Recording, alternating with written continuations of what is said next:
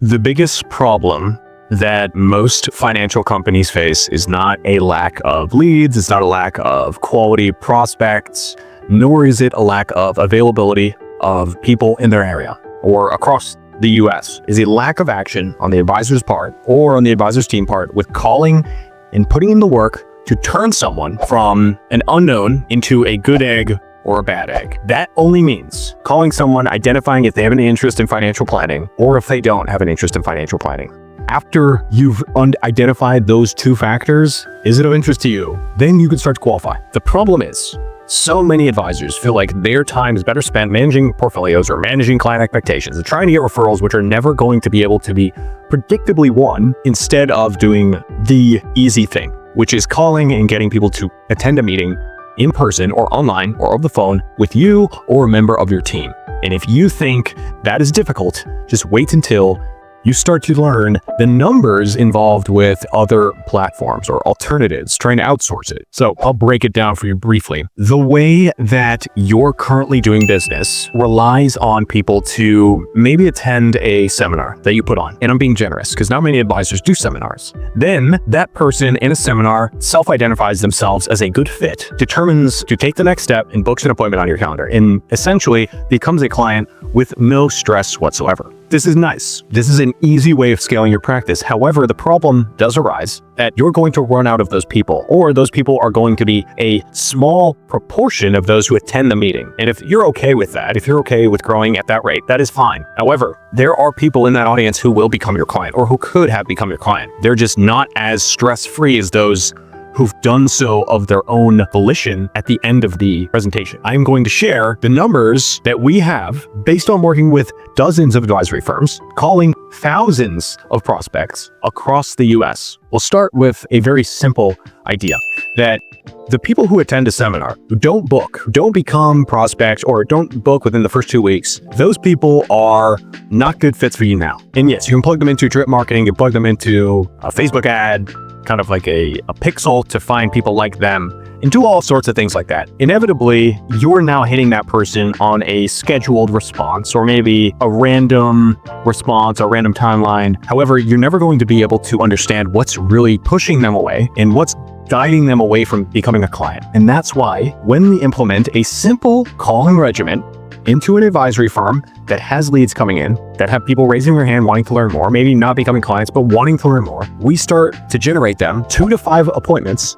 in addition to what they're currently getting from as little leads as 50 people. So 10% more appointments are booked on the advisor's calendar with leads that are people who have attended an event. That number can skew greatly depending on how many people pick up the phone, but the second you assign someone to dial on your behalf and to make relationships on your behalf with prospects who have attended a seminar, you start to become much more authoritative. And I'll share a reason why. Picture yourself walking down a street and you pass by a barber. He's standing out front. He's got his hands raised. He's got a nice big mustache. And he's got no hair on his head. He's completely bald. He's a barber, clearly in his attire. He says, "I am the best barber in town." Walk right by him. You maybe pay attention. It's kind of unique. It's kind of cool. Alternatively, let's imagine the same scenario, and 2 or 3 people, or even one person, is outside talking about the barber while he's standing out there. So there's 2 people out in front of the barbershop, the barber and this other person, and the other person is pointing at the barber and saying, "That barber changed my life. He made my life so much better.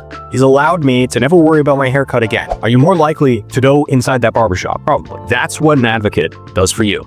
That's what our team has been able to do for advisors across the US that we're working with. So if you have a worry that your leads are not good, they're coming in from seminars, webinars, they're coming in from even a smart asset, or they're coming in from Planswell and they're not good, they don't fit the criteria of a good client yet, start calling them. Start using scripts that make you sound different. And encourage your team or incentivize your team members to call and book those people onto your calendar or onto another advisor's calendar, because ultimately what you're doing is you're creating authority through a third party, which is more valuable than trying to build your own authority while conversing with someone, even in the context of a seminar.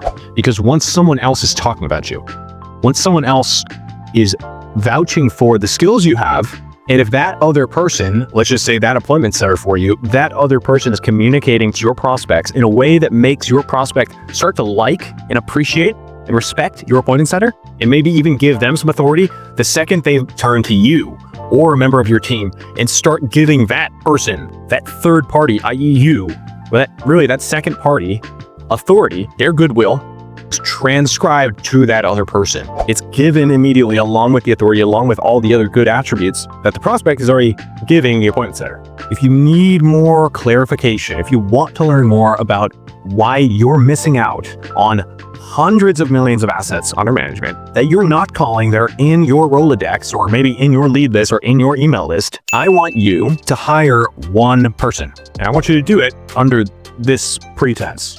I want you to hire someone and tell them, "Hey, we're going to pay you $150 for you to put me in front of a qualified person. We're going to pay you $150 every single time you do that." And if you're able to get that person to call your appointments or to call your leads, book some appointments for you, you will immediately get an ROI, depending on your closing ratio, within 4 to 10 meetings. So you're out $1,500, you're in a client, and probably making 3 to 5x ROI on that client. If you want to learn more about that process, I would highly encourage you to shoot me an email, request a script for your appointment setter, because that script I will give you has booked hundreds of appointments for advisors across the US, making the advisor sound like the champion they are, and giving the appointment setter a huge amount of conviction and also the ability to connect with the prospect in a way that's not off-putting, that's not salesy, that doesn't seem acquiescent, doesn't seem like they're rolling on their belly just to appease this person, and ultimately leading you to a higher ROI. So if you want,